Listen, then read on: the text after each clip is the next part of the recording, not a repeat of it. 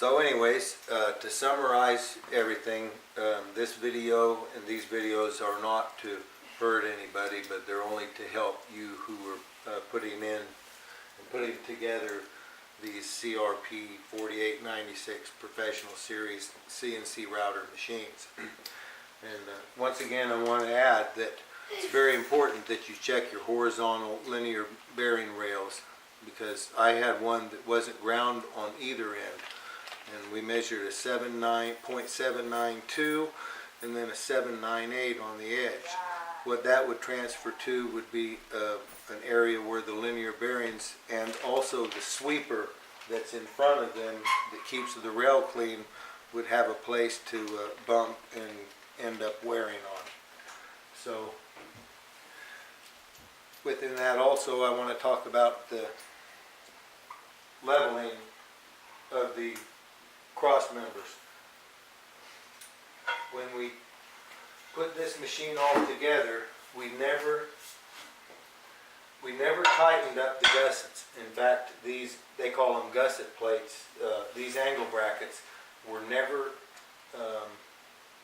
tightened down.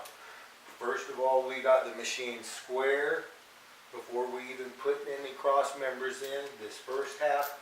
Then we added the second half. Then we started tightening up all of our cross members. And as we tightened the cross members, we used the 54-inch piece of square aluminum, verified straight by our machine shop. And once again, I'll tell you about the 42-inch piece of cold rolled steel that we backed up from the top of each one of the splices, and we'll take a look at that in a minute. But there's another thing I want to speak about, and that's each one of these cross members has this little setup right here. So you can see between the two screws that if I tighten this side, it'll loosen the opposite side.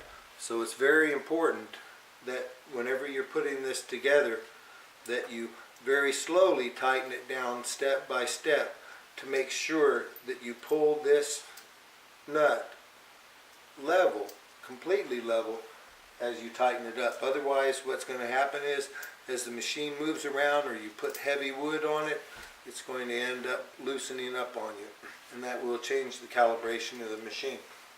So a lot of people put metal all around these machines, and I think they're beautiful as they are. Plus, you still have a way to access these to periodically touch your finger on them and make sure they're not loosening up.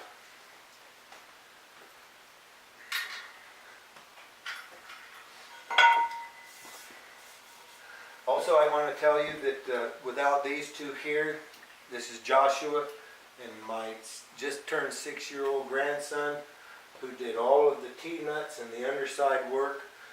Of course, we didn't put any of this in until after all of the framework was done. But what a wonderful job they did, and so I want to thank you. Best grandsons a guy could have.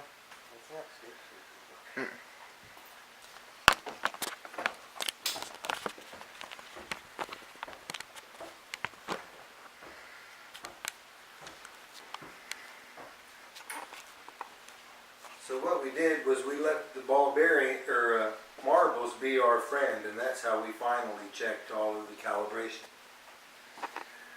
Once and again, I can't stress to you enough about using the cold rolled round stock on top of it when you put this splice together.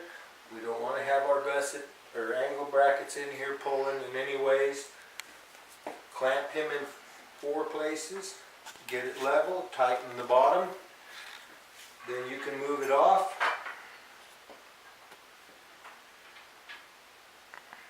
Because we want to know that the accuracy of this machine lies in these bearings, and where this splice is.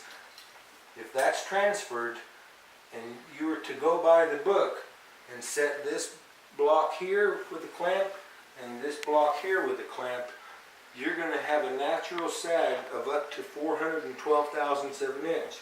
And if you were to just start tightening it here, you're still going to be off some